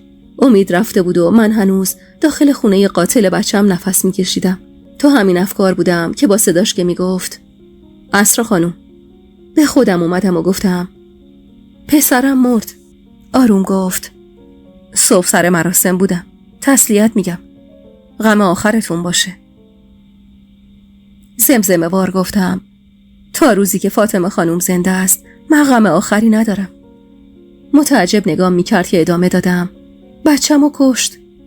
گفت: یعنی چی کشت؟ گفتم: مثل بار قبل که کشت، اینم کشت. بعدم پوزخندی زدم و گفتم: یه بار خودتون نجاتم دادین، از چی تعجب میکنی؟ لب باز کرد و گفت: من وسط حرفش پریدم و گفتم: شما به صادق خان نزدیکی، همه چیزو میدونی. من دارم تاوان دختر سیما بودن رو پس میدم. میدونی عشق صادق خان به مادرم این بلاها رو سرم آورده. میدونم که میدونی اصغر پسر کیه، ولی نمیگی. سرمو پایین انداختم و جمله‌ای که روزی که دستم شکسته بود و عارف منو خونه پدرم بود رو زیر لب زمزمه کرد. کاش سرنوشت برای ما یه جور دیگه رقم میخورد. اما رقم نخورد. من دیگه نمیتونم زندگی کنم. امیدی جز دیدن بدبختی فاطمه ندارم. اما دیگه خودم برای تلاش کردن جونی ندارم. ازت خواستم فاطمه رو رسوا کنی اما نکردی. الان بازم التماست میکنم کمکم کنی، ولی تصمیم پای خودته. اگه فاطمه رسوا شد که هیچ، اگه نه همین امروز و فردا کار خودم رو تموم میکنم. به خاک امیدم قسم که این کار رو میکنم. سرش رو پایین انداخت و حرفی نمیزد. اشکی از گوشه چشمش چکید. بغض کردم. شاید بار آخری بود که عارف رو میدیدم. پشت کردم بهش و زیر لب زمزمه کردم: خدا نگهدار عشق من. به عمارت که رسیدم دیر وقت بود و هوا تاریک. صادق خان با اضطراب توی حیاط راه میرفت و متوجه من نبود و اصغر میگفت: بذار برسه روزگارش رو سیاه میکنم. رو کردم بهش و گفتم: چی شده؟ چرا باید روزگارم سیاه شه؟ مگه از این سیاه ترم میشه؟ به سمتم هجوم آورد و گفت: کدوم گوری بودی تا الان؟ گفتم: سر خاک بچم. صداشو بالاتر برد و گفت: تو غلط کردی. با اجازه کی تا این وقت شب بیرون بودی؟ صادق خان جلو اومد و دست اصغر رو که تو هوا رفته بود تا سیلی محکمی توی صورتم بخوابونه گرفت و گفت: خدا رو شکر سالمی. برو دخترم، برو اتاقت استراحت کن. بدون توجه به غر زدنای اصغر نگاهی سردی به هر دوشون کردم و به سمت اتاقم راه افتادم. گوشه اتاقم نشستم. زانوهامو بغل کرده بودم و همون جور که اشک میریختم به قنداق امید که کنارم بود دست کشیدم و تا دمدمای صبح خوابم نبرد. نمیدونم کی خوابم برده بود، اما از صدای هراسون زهرا از خواب پریدم که میگفت: اسرا دخترم، بیدار شو. وحشت زده چشممو باز کردم و گفتم: چی شده زهرا؟ چه خبره؟ گفت: الان رفته بودم بیرون. عذرا خانم جلومو گرفت و گفت خبرداری اصغر پسر خان نیست؟ به ثانیه نکشیده زنای روستا دورمو گرفتن. به زور خودمو از دستشون نجات دادم و رسوندم به عمارت. اینجا چه خبر شده دختر؟ تو کاری کردی؟ با تعجب از جا پریدم و روی دو زانو نشستم. باورم نمیشد به همین زودی عارف کار خودشو کرده باشه. با لکنت و همراه خنده گفتم یعنی چی؟ گفت چی یعنی چی؟ من دارم از تو میپرسم یا قمر بنی هاشم. اگه کار تو باشه، اگه اصغر بفهمه خون به پا میکنه دختر. گفتم به من چه ربطی داره زهرا؟ مادرش حرومزاده پس انداخته. میگفتی بشینم منتظر ببینم قاتل بچم راست داره راه میره و تو دلش عروسیه. مگه میخواد چیکار کنه؟ نهایتش میخواد منو بکشه. چه بهتر، آب از سر من گذشته. مرگ من عزا نیست، عروسیه. حداقل به بچم میرسم. زهرا گفت دور از جون دختر، تو چرا اینجوری شدی؟ خدا هر دردی رو میده درمونشم میده. گفتم من درمون نمیخوام زهرا. اتفاقا داغ دلم باید اونقدر زیاد باشه تا بتونم فاطمه رو نابود کنم. هنوز حرفم تموم نشده بود که با صدای وحشتناکی که از حیاط عمارت می اومد هر دو به سمت ایوون پریدیم. بالای ایوون ایستادم و پسری تقریباً 16-17 ساله رو هراسون با دست و صورت خونی وسط حیاط دیدم که دنبال صادق خان میگشت. پایین رفتم، اما قبل از اینکه فرصت حرف زدن باهاشو پیدا کنم فاطمه جلو پرید و گفت چیه؟ چی شده پسر؟ چه خبرته؟ سر آوردی؟ که اون پسر نفس زنون گفت خانم جان، اصغر خان با چند نفر درگیر شده و جنگ را افتاده. فاطمه با دو دست توی صورت خودش کوبید و گفت یا ابوالفضل، چرا؟ سر چی؟ پسرک سرشو با این انداخته بود که فاطمه ادامه داد با تو هم ده یالا حرف بزن. اما حرفی نمیزد. من جلو رفتم و گفتم آقا جون به لبمون کردی، بگو دیگه. نگاه غمگینی به من کرد و گفت والا من دقیق نمیدونم چی شده، اما انگاری خانزاده به یه دختر دست درازی کرده. چشمم از صدقه بیرون پرید. باورم نمیشد. پسرمون همین دیروز مرده بود و این آدم که ادعای پدری داشت به یه چه کارایی که نبود. با زهرا و فاطمه خانوم سراسیمه راه افتادیم. وسط راه ترسیدم و ایستادم. با خودم گفتم نکنه بازم نقش است. اما وقتی دیدم فاطمه بدون توجه به من ازم دور شد دوباره پا تند کردم. بالاخره به جایی رسیدیم که جمعیت اونجا جمع شده بودن دور هم و نزدیک به 10-15 تا پسر جوون غرق در خون هر کدوم یه طرف ایستاده بودن. فاطمه خانوم با جیغ جمعیت رو کنار زد و از چیزی که دیدم گوشه‌ای دویدم و بالا آوردم. اصغر کل هیکل و لباساش پر از خون بود و فریاد میکشید. صورتش جای زخمای عمیقی بود و بدتر از همه دستی بود که از ما جدا شده بود و گوشه‌ای افتاده بود. ترسیده بودم، میلرزیدم. مردم روستا همه به جون هم افتاده بودن. فاطمه خانوم کنار اصغر نشسته بود و جیغ میکشید و نفرین میکرد. صادق خان هنوز نیومده بود و چند نفری رو پیش فرستاده بودن. چند تا از ریش سفیدای روستا جوونا رو به زور نگه داشته بودن تا از شروع دعوای جدید جلوگیری کنن که همون لحظه پیرزن سیاه پوشی که تمام سر و صورتش خاکی و پر از جای چنگ بود با جیغ به جمعیت نزدیک شد و مستقیم به سراغ فاطمه خانم رفت و یقه اونو توی دستش گرفته بود و فقط جیغ میکشید. مردم به سختی از هم جداشون کردن. زن روی زمین افتاده بود و توی سرش خاک میریخت و فریاد میکشید ایها الناس، دخترمو کشتن، پاره تنمو کشتن. تقصیر دختر پاک و نجیب من چی بود که باعث مرگش شدی حرومزاده فاطمه؟ از لقبی که پیرزن برای اصغر استفاده کرده بود پشپشا شروع شد. فاطمه خانوم از ترس و اضطراب به خودش میلرزید و اصغر رو صف بغل کرده بود که با صدای پای اسبی همه نگاه ها به سمت صادق خان برگشت. صادق خان محکم و پرصلابت از اسبش پیاده شد و گفت چه خبره اینجا؟ این چه وضعی را انداختی تو روستا؟ اما قبل از اینکه صادق خان فرصت کنه سمت اصغر بره پیرزن سد راهش شد و با تمام توان سیلی محکمی به صورت خان روستا زد. صدای هین گفتن جمعیت بالا گرفته بود. همه گیج شده بودیم، نمیدونستیم چه خبره. صادق خان با صدای پرحرصی گفت چه غلطی کردی پیرزن؟ اما پیرزن سره‌ای پا پس نمیکشید و گفت من چه غلطی کردم صادق خان؟ یا اون پسر حرومزاده زنت؟ آهای ایها الناس، دخترمو کشتن. دختری که از آب بارون پاکتر بود. دخترمو برادرای بی غیرتش کشتن. چون این حرومزاده بهش دست درازی کرد. بعدم سمت مرد جوونی هجوم برد که معلوم بود پسرشه و محکم به سینش کوبید و گفت دخترمو، خواهرتو به راحتی کشتی. اما چرا این حرومزاده بی‌ناموس زنده است؟ جمعیت از حرفایی که این مادر میزد و داغی که به دلش نشسته بود یک صدا گریه میکردن و منم به یاد تمام تجاوزایی که هر شب اصغر به جسم و روحم میکرد شروع کردم به اشک ریختن. صادق خان همونجور سر جاش وایساده بود و شوکه شده بود که صدای مردی از اهالی بالا گرفت که میگفت آهای صادق خان، کی میخوای مردم تو از این لکه ننگ نجات بدی؟ زنی از وسط جمعیت سنگی به سمت فاطمه پرتاب کرد و گفت راست میگن، پسرت از خان نیست. این کارا از یه نجس برمیاد، از کسی که خونش حلال نیست. تو زناکاری، پسرت هم به خودت رفته. این پسرو چه به صادق خان؟ بحث و مجادله از سر گرفته شد. بارون سنگ بود که به سمت فاطمه و اصغر سرازیر میشد و چشمای من زل زده بود به فاطمه‌ای که خودش رو سپر پسرش کرده بود و سنگا رو به جون می‌خرید. این آدمی که باعث شده بود روی صورت قشنگ بچه‌های معصوم من خاک بشینه، از پسر فاسقش با جون و دل محافظت می‌کرد. اوضاع خوبی نبود. صادق خان و ریش سفیدا به سختی جمعیت رو پراکنده کردن و با سرفکندگی تموم به عمارت برگشتیم تا منتظر طوفانی باشیم که این بار به پا شده. در پی افشا شدن راز فاطمه خانوم که حالا اکثر مردم روستا فهمیده بودن و دهن به دهن چرخیده بود، اصغر درسته حواسش پی دردش بود، اما معلوم بود اونم از شنیدن این حرفا گیج شده. توی عمارت بلبشویی به پا بود دیدنی. اصغر به خودش میپیچید و فریاد میزد. سر و صورت فاطمه خانوم پر از زخم بود. فاطمه یواشکی خدمش رو پی طبیب فرستاد.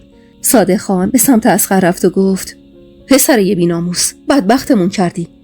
منو تو این روستا و 10 تا روستا اونورتر به بدنامی شهره کردی. آدم خراب، تو بچت مرده، رفتی پی کثافتکاری. این بار جواب چی بدم؟ جواب مرگ یه دختر جوونو چجوری بدم؟ چجوری این گندی که زدی رو جمع کنم؟ کاش به جای بریدن دستت مردونگی تو میبریدن. کاش میکشتنت لکه یه ننگ. صادق خان فریاد میکشید و با پا به اصغر ضربه میزد. فاطمه خانوم جلو رفت و خودش رو سپر بلای اصغر کرد تا از کتک خوردنش ممانعت کنه و میگفت صادق خان بسه، بچه‌مو کشتی. صادق خان به فاطمه نزدیک شد و صورتش رو محکم با دستاش گرفت و گفت زنی که یه هرزه، تو کردی. تو این حرومزاده رو تو زندگی من پس انداختی. اگه همون موقع که فهمیدم از پسر داییت حامله شدی و انداختی گردن من، رسوای عالمت کرده بودم، حالا اونقدر اشک‌ها پشت سرم نبود. همه اهالی عمارت از شنیدن این حرف متعجب دهنشون باز مونده بود، اما از ترس صادق خان جرأت نفس کشیدن نداشتن. اما من متعجب تر از قبل شده بودم. پسر دایی فاطمه خانم رو دورا دور میشناختم. یه مرد هیز و معتاد که همیشه ازش هراس داشتم. یادم یه بار به زهرا گفته بودم نگاهش مثل اصغره. فاطمه خانم زیر دست و پای صادق خان افتاده بود و فقط جیغ میزد، اما خدمتکارا جرأت نداشتن جلوتر برن. انگاری خون جلوی چشمای صادق خانو گرفته بود. من فقط نگاه میکردم و اشک میریختم. نگاهم به اصغر افتاد که از درد دستش انگار خبری نبود و با بهت و حیرت از حرفایی که شنیده بود به کتک خوردن مادرش نگاه میکرد. اون شب فاطمه رو توی طبیله انداختن و دست اصغر رو بستن. من فقط نگاه میکردم و اشک میریختم. نگاهم به اصغر افتاد که از درد دستش انگاری خبری نبود. رنگش مثل گچ دیوار سفید شده بود، از پس خون ریزی کرده بود و با بهت و حیرت از حرفایی که شنیده بود به کتک خوردن مادرش نگاه میکرد. همون موقع طبیب روستا از راه رسید و دست اصغر رو معاینه کرد. کاری از دستش بر نمی اومد. دستشو محکم بسته بود و به صادق خان میگفت هرچه زودتر باید اونو به شهر بفرستن، وگرنه ممکنه از شدت خونریزی دوام نیاره و تموم کنه. صادق خان اصغر رو فرستاد یه روستای دیگه تا اونو از اونجا به شهر برسونن و قرار شد بر نگرده تا آب از آسیاب بیفته. اون شب فاطمه رو توی طبیله انداختن. 2 روزی گذشته بود و فاطمه خانوم همچنان توی طبیله بود و بعضی وقتا خدمتکارش یواشکی براش یه تیکه نون و کمی آب می برد. اما اصغر قرار بود حالا بر نگرده، اما خبرها میرسید که دستش عفونت کرده و هر کاری میکنن عفونتش از بین نمیره. صادق خان از خجالت بیرون نمیرفت و مردمم کمی آرومتر شده بودن. اون روز توی ایوون نشسته بودم و از دلتنگی امید رو به آسمون اشک میریختم و از خدا کمک میخواستم که در عمارت زده شد و پری سراسیمه وارد شد. حال و روزش اصلا خوب نبود. بیشتر موهای سرش سفید شده بودن. به سمتم اومد و گفت اسرا، مادرم کو؟ گفتم چطور مگه؟ یالا بگو دیگه، من باید برم. الانم یواشکی اومدم. مادرم کجاست؟ این حرفایی که میزنن از کجا در اومده؟ پوزخندی زدم و گفتم از صادق خان. با چشمای گرد شده و متعجب به هم زل زد و گفت چی داری میگی؟ مگه میشه پدرم این حرفا رو زده باشه؟ یا آن احساس کردم حالم دگرگون شد. بلند شدم سر پا و جیغ میکشیدم و میگفتم پری، مادرت یه هرزه است که از پسر داییش حامله شده و اون اصغر حرومزاده رو پس انداخته. مادرت یه حیوونه که بچه‌های منو کشته. جنون گرفته بودم. فریاد میکشیدم و گلدونای روی ایوون رو از بالا پرتاب میکردم و میگفتم اون برادر حرومزادت کفن بچهش خوش نشده یه دختر دیگر رو بی‌آبرو کرد و فرستاد سینه قبرستون. حالا صادق خان و زهرا و بقیه خدمه از جیغای من بیرون اومده بودن و با چشمای گریون منو نگاه میکردن. به سمت طویل رفتم و با پا به در کوبیدم و گفتم بیا، مادرت اینجاست. بعدم ادامه دادم من دلم برای امیدم تنگ شده. چه فایده که این پس فطرت رو انداختینی تو؟ چه فایده که جنازه اصغر به دستم برسه؟ من امیدم رو میخوام. من پسرم رو میخوام. بیا صادق خان، بیا ببین چه به روزم آوردی. به جای کشتن پسرت براش زن گرفتی. منو بدبخت کردی. جلوی در طویله افتاده بودم و با دست به در میکوبیدم و میگفتم گناه من چی بود فاطمه که داغ بچه هامو به دلم گذاشتی؟ من چه بدی در حقت کرده بودم؟ زهرا هراسون خودشو به هم رسوند و زیر بغلمو گرفت و بلندم کرد. همونطور که به سمت اتاقم میرفتم به پری که صدای زجه‌هاش بالا رفته بود نگاه میکردم که میگفت خدایا این بی‌آبرویی رو چطور تحمل کنم؟ و خطاب به صادق خان میگفت پدر، خانواده شوهرم از این به بعد دیگه دست از سرم بر نمیدارن. تا همین الانشم داشتم تو اون خونه زجر میکشیدم. عصبانی برگشتم سمتش و گفتم میدونی روزی که بچه‌مو خاک کردم مردم چی میگفتن پری؟ میگفتن از دیدن غم این عمارت شاد میشن. میگفتن مرگ برای طفل معصومای من حق بوده و تاوان کارای اصغر و فاطمه رو میدن. حالا تو نشستی برای آبروت گریه میکنی. این که خانواده شوهرت قراره چه به سرت بیارن؟ اینا رو گفتم و شروع کردم به گریه کردن. شب از راه رسیده بود و هنوز حالم بد بود. به سمت مطبخ رفتم. از زهرا خواستم یه سینی غذا آماده کنه. بعدم سینی رو ازش گرفتم و رفتم سمت طویله. در رو باز کردم و اولین چیزی که به چشمم خورد صورت زخمی و لب پاره فاطمه بود. با خشم به هم نگاه میکرد. جلو رفتم و گفتم به به فاطمه خانوم، خوبی؟ اینجا چطوره؟ با صدای ضعیفی نالید گم شو بیرون. گفتم میرم، اما برات غذا آوردم. تشنته نه؟ کشون به سمتم اومد. آب میخواست. آب رو دستم گرفتم و روی زمین و کثافتای گاوا ریختم. غذا رو هم همونجا برعکس کردم و گفتم بچه من گشته و تشنه زیر خاک خوابیده. اینم سهم تو باشه. مگه تو مادر بزرگش نیستی؟ باید باهاش همدردی کنی. این حداقل کاریه که میتونی کنی. با خشم نگاهم کرد و با صدایی که به سختی از حنجرش خارج میشد گفت میام بیرون و تقاص این کارتو پس میگیرم. گفتم آره بیا، حتما بیا بیرون. بیا به پسر عزیز تو این مردم جواب پس بده. تو حالا باید جواب بی‌آبروییت رو به این مردم پس بدی. اینا رو گفتم و از طویله بیرون اومدم. مثل اسفند روی آتیش بودم. 1-2 هفته گذشت تا اوضاع کامل آروم شد. اما اصغر کماکان به حکم صادق خان حق برگشتن نداشت و فاطمه هم توی اتاق خدمتکارش میخوابید و هیچ کسی حق نداشت سمتش بره. صبحها سر خاک پسرم میرفتم و تا اذان ظهر همونجا میموندم.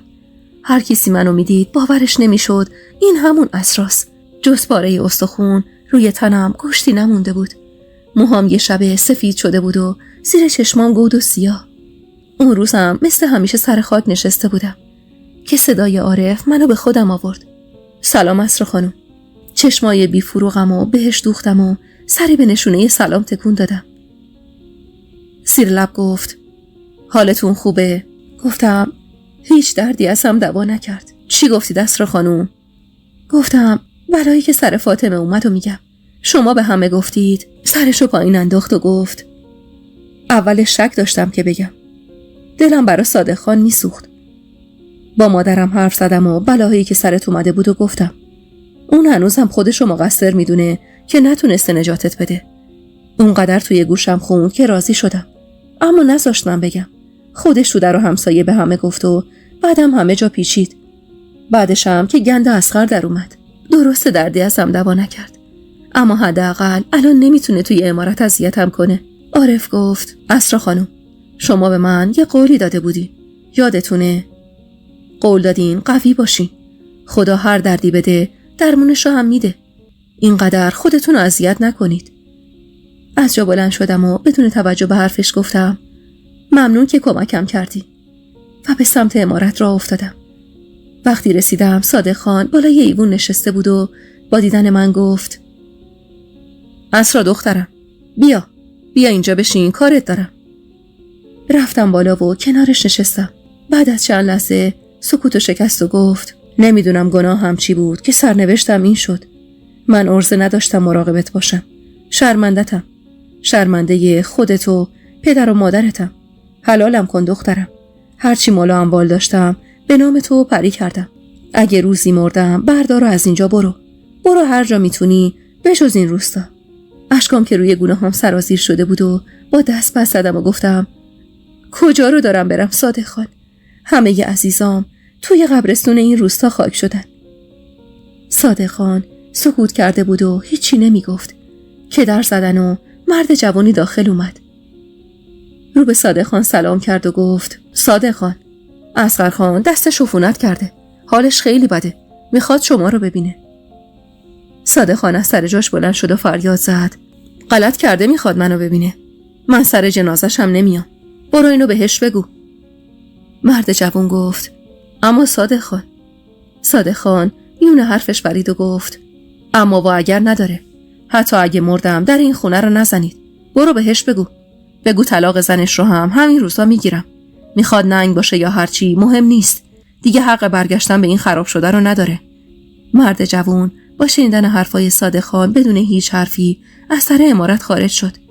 نمیدونستم حرف صادق خان برای طلاق چقدر جدیه. آیا برای اذیت کردن اصغر این حرفو زده یا نه؟ اما رومم نشد چیزی بپرسم و به اتاق خودم برگشتم. روزها از پی هم میگذشتن و نه از اصغر خبری بود و نه فاطمه هنوز جرأت بیرون اومدن از اون اتاقو داشت. شونه های صادق خان بیشتر از قبل خمیده شده بود و جز وقتای ناچاری از خونه بیرون نمی رفت که مبادا آه و نفرین مردمو پشت سر خودش و خانوادش بشنوه.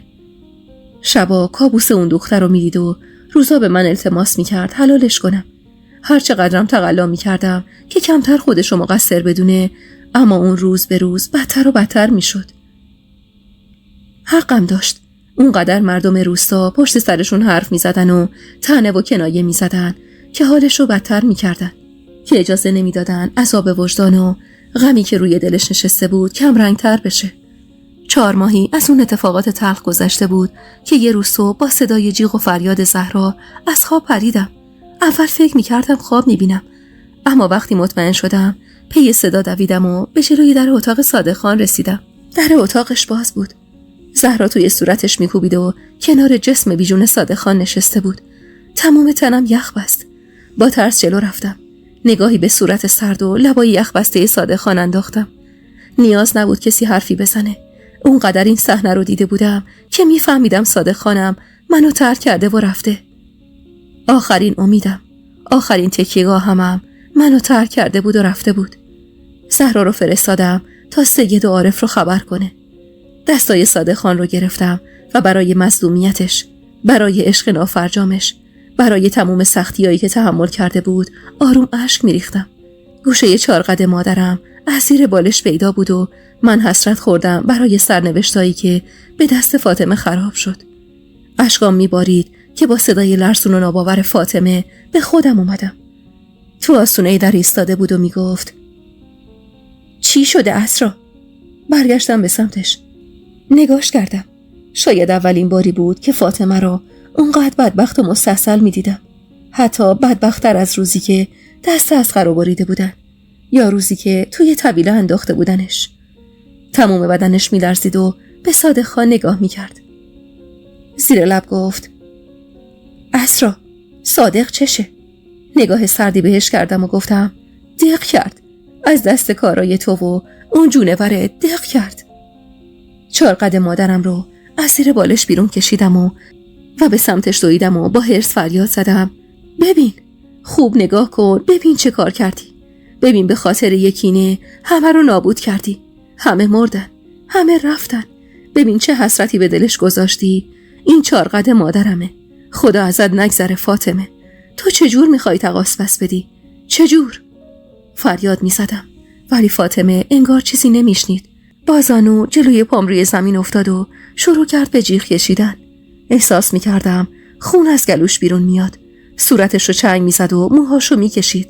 با همون حالت 4 دست و پا خودشو به جنازه صادق خان رسوند و بغلش کرد و گفت صادق، تو رو خدا تنهام نذار. نرو صادق، من تحمل نمیارم. من نبود تو رو حتی یه لحظه هم دوام نمیارم. بعدشم خم شد و تون تون دستای صادق خان رو میبوسید و میگفت نامهربونی نکن صادق، برگرد، آرزو به دلم نذار. اینا رو میگفت و جیغ میزد و توی سر و صورت خودش چنگ مینداخت. کنار در ایستاده بودم و 4 قد مادرم رو میبویدم و آروم زمزمه میکردم مادر، امشب مهمون داری.